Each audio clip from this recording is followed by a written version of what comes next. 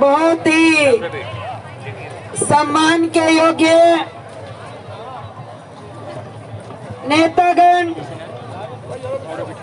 मेरे बुजुर्गों, मेरी मातृशक्ति, सभी को राम राम, नमस्कार, सत श्री अकाल।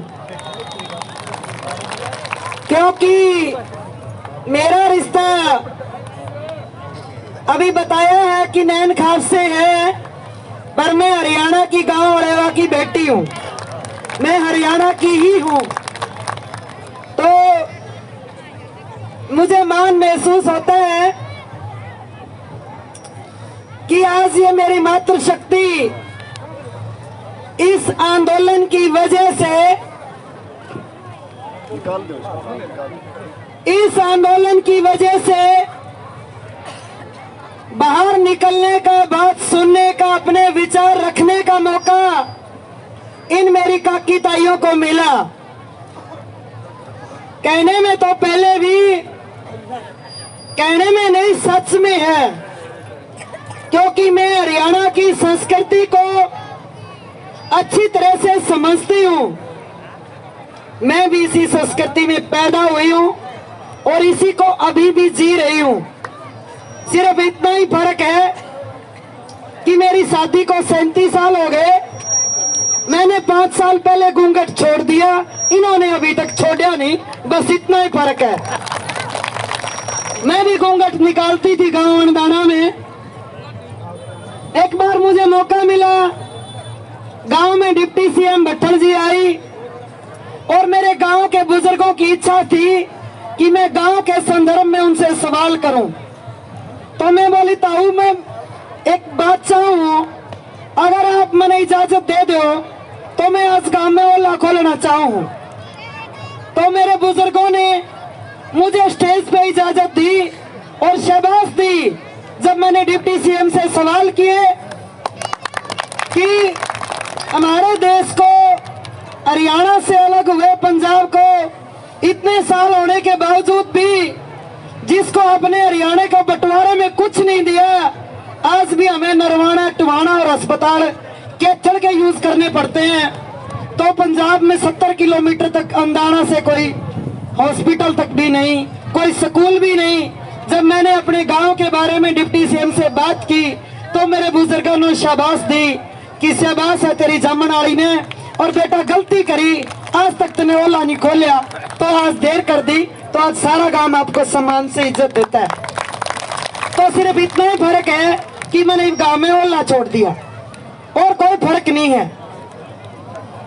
बात रही किसान आंदोलन की, जो ये आज किसान आंदोलन है, ये अब किसान आंदोलन नहीं रहा, ये तो अब हमारी पगड़ी का आंदोलन बन चुका है। और इस पे हाथ आरएसएस वालों ने डाले हैं, जिसका देश की आजादी में कोई योगदान नहीं। देश की आजादी के अंदर जब हरियाणा और पंजाब एक ही था, तो आज उसकी गिनती पंजाब में कर लेते हैं, तो कि जो लोग शहीद हुए उनकी रिहायश पंजाब वाले एरिया में आ गई। पर 66 से पहले हुई ना शहीदी, तो जब तो लाहौर तक ही पंजाब था, तो हम सब सारे ही पंजाब का हिस्सा थे। तो देश के अंदर जो 122 लोगों को फांसी हुई, तो 92 हरियाणा और पंजाब के थे, कोई गुजरात का हो तो बता दो। तो किस हिसाब से ये दोनों गुजराती हमारे देश के राष्ट्रीय ध्वज के ठेकेदार बन गए? क्या अर्थ जानते हैं ये राष्ट्रीय ध्वज के बारे में?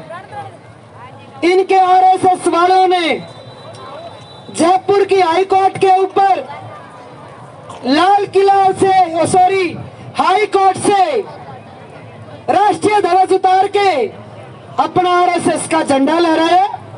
ये हमें बताएंगे? देश का प्रधानमंत्री ने योगा दिवस पे 14 जून को तिरंगे से मुंह पोंछा, ये हमें तिरंगे की भाषा समझाएंगे? देश का गृह मंत्री अमित शाह ने उल्टा झंडा ले रहे हैं, ये हमें राष्ट्रीय ध्वज की बस कहेंगे? अरे कोई बता दो, कोई दुष्यंत के घर से, कोई खट्टर के घर से, कोई अमित शाह के घर से, कोई मोदी के घर से तिरंगे में लिपट के आया हो? हमारे सेना में हमारे जवान, आर्मी में हमारे जवान, बीएसएफ में हमारे जवान, पूरी पैरा मिलिट्री फोर्स में हमारे जवान, एयर फोर्स के हमारे जवान, नेवी में हमारे जवान, तो तुम बताओ, देश की रक्षा तो हमारे बेटे करें और देश का पेट हमारे किसान भरे, तो ये बताओ ये क्या लगता है हमारे देश के? तो देश की आजादी के अंदर जिनका कोई योगदान नहीं, जिसके ये ठेकेदार बने हुए आरएसएस के, इनका वीर सावरकर 1942 के ऐसे योग आंदोलन में बाइकआउट कर गया। अरे जिन्होंने देश की आजादी में अंग्रेजों के सामने निजी लाभ लेने के लिए माफी मांगी, ऐतिहासिक दस्तावेज दर्ज है। हम नहीं कह रहे, हम दस्तावेजों के अनुसार बोल रहे हैं कि ये तो माफी मांग के भी वीर बन गए और हम शहीदों के भी वीर नहीं बने। ये हमें आतंकवादी बता रहे हैं, खालिस्तानी बता रहे हैं, कभी टुकड़े टुकड़े गैंग बता रहे हैं, कभी माओवादी बता रहे हैं। अरे अमित शाह, दही के बड़ाके में कपास मत खाना। तुमने गोधरा कांड करवाया, तुम्हारी माले हुए गांव की मुख्य दोषी प्रज्ञा साध्वी, जिसपे उग्रवाद की धाराएं लगी हो, वो देश की संसद में बीजेपी की एमपी हो। इससे बड़ा देश का अपमान कैसे हो सकता है?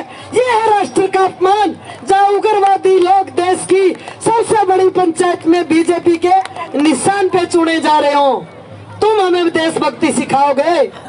तुम हमें देशभक्त कैसे है? तुम हमसे प्रमाण मांगोगे? अरे तुम्हारे कुलदीप सेंगर जैसे बलात्कारी, तुम्हारे कठुए के मंदिर के बलात्कारी पुजारी, उनको बचाने के लिए तुम राष्ट्रीय तिरंगा लेके आगे चलोगे? तुम हमें राष्ट्रीय दिवस का मोल बताओगे? ये हमें, मेरे बुजुर्गों माताओं, हम लोगों को बांटना चाहते थे। इन्होंने मुजफ्फरपुर में दंगे करवाए, इन्होंने दादरी कांड करवाया, पहलू खान को मरवाया। ये सोच रहे थे कि अब हिंदू और सिख हरियाणा और पंजाब को लड़ाएंगे और हम फिर जैसे गोधरा कांड करवा के गुजरात में काबिज हो गए, इसी तरह सदा के लिए हरियाणा में काबिज हो जाएंगे। पर हरियाणा का किसान इसकी चाल समझ चुका है। और सबसे पहले जो ये खट्टर कहता था कि ये आंदोलन पंजाब का है, हरियाणा का किसान तो इसके साथ में ही नहीं है। तो हरियाणा के किसानों ने 26 नवंबर को जब इन्होंने बैरिकेड लगा करके इंटरनेशनल सीमाएं, खनौरी के बॉर्डर आपने देखे होंगे, अम्बाड़ा शंभू के बॉर्डर आपने देखे होंगे, हिसार बरवाड़े के बॉर्डर आपने देखे होंगे, सिरसा डबवाड़ी के बॉर्डर आपने देखे होंगे। अरे इतनी सीमाएं अगर तुम एलओसी और एलएसी पे लगा देते तो अरुणाचल प्रदेश में चाइना अपना गांव ना बसाता, जो तुमने उनको मौका दे दिया। हमारे किसानों के लिए तुम इंटरनेशनल सीमाएं बढ़ाओगे, किसके लिए? और तुम क्या सोचते हो, जिस दिन हरियाणा और पंजाब का किसान या देश का किसान ठान लेगा दिल्ली में जाना, ये तेरी किलें और ये तेरी कंडीली तारें रोक देंगी। जो हल बाते हुए पैर में फाड़ी लग जाए और फिर भी किसान सारा दिन हल चलावे, तो उसकी तार हटाओगे तुम, जो फाड़ी लगने के बाद भी ना रुके। जिसके छोटे छोटे बच्चे सुहागे पे बैठे हैं, एरो का ऊपर बैठ के न वो दाव देवे, सुहागा लगवावे, तुम उनको डराओगे जो एरो पे बैठने से नहीं डरे, टोका चलाने से नहीं डरे, गुगू पे बैठ के गहरे लाने से नहीं डरे, और उनको तुम इन कंडीली तारों से डराओगे, पानी की तोपों से डराओगे, जिनके 5-5 साल के बच्चे बम्बी पे जाके मुट्ठी में कुरड़ा लेके बम्बी पे कुरड़ा करे, उनके बाबुओं को डराओगे? शर्म करो। क्योंकि ये तो एक तो क्या मैं चाय बेच के आया हूँ और दूसरा तो साय है। शर्म करो, शर्म करो, शर्म करो, शर्म तुम शर्म करो, शर्म नहीं करो, शर्म नहीं तो दूर करो। और जो ये बांटने के काम करने की कोशिश की और बांट नहीं पाया, 2 मिनट के लिए, 1 दिन के लिए निराश हुआ किसान। और पंजाब के गुरु गोविंद सिंह के इतिहास में है कि उनका सेनापति भाई मनी सिंह अपने 40 साथियों को लेकर के घर वापिस आ गया गुरु गोविंद सिंह को जंगलों में छोड़ के। और भाई मनी सिंह की पत्नी माई भागो के नाम से गुरु गोविंद सिंह ने गुरु ग्रंथ साहिब में उसके इतिहास में दर्ज है कि उसने उन 40 साथियों को चूड़ियां दे दी थी, जिनको आज सिखों के इतिहास में 40 मुक्तों के नाम से जाना जाता है कि तुम जाओ, अगर तुम गुरु गोविंद सिंह को जंगलों में छोड़ के आ गए हो तो ये चूड़ियां पहन लो। और हम महिलाएं जा रही हैं तो भाई मनी सिंह को वापस जाना पड़ा, गुरु गोविंद सिंह से माफी मांगनी पड़ी और गुरु गोविंद सिंह ने मुक्त किया अपनी उस माफीनामे से। और वो 40 के 40 मुक्ते शहीद हुए और जिसके नाम से मुक्तसर नाम का शहर बसा पंजाब के अंदर। वो काम मेरे हरियाणा के किसानों को जगाने के लिए मेरी हरियाणा की मातृ शक्ति ने किया, जो माई भागो ने किया था। मैं चूड़ियों को गुलामी का प्रतीक निजी नहीं समझती हूँ, पर मैंने चूड़ियां पहनी छोड़ी हुई हैं, क्योंकि बोलते हैं ना चूड़ियां पहन ले, तो हमने चूड़ियां पहले ही छोड़ दी।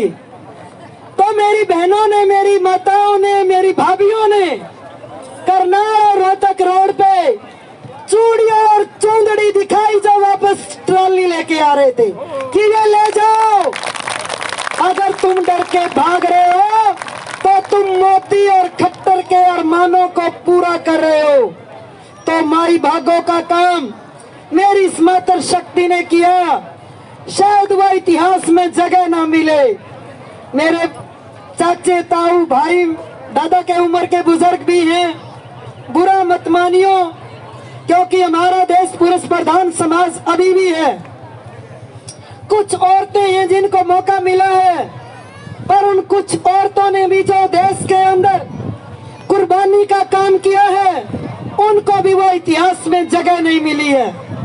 झांसी की रानी, हिंदुस्तान की 1857 की क्रांति एक औरत, एक महिला की अगुवाई में लड़ी गई, जो मरते मरते भी कत्ल करने वाले अंग्रेज की गर्दन उतार के अलग कर गई। हमारी 1947 की क्रांति में सुभाष चंद्र फौज की कैप्टन लक्ष्मी सहगल ने पूरा जीवन देश के बलिदान में लगाया। उस महिला की अगुवाई में हिंदुस्तान की आजादी की क्रांति लड़ी गई। माई भागो की बात मैंने आपको बताई दी। गदर लहर के अंदर जो गदर लहर की क्रांति हुई, माता गुलाब कौर जो सुनाम की रहने वाली थी, उसने अपने घरवाले को भी बढ़ावा दे दिया आंदोलन के लिए कि मैं आपके साथ वापस नहीं जाऊंगी, मेरे गदरी बाबों को छोड़ के मैं घर वापस नहीं जाऊंगी, मैं जेल में जाऊंगी, मैं जेल में शहीद होंगी।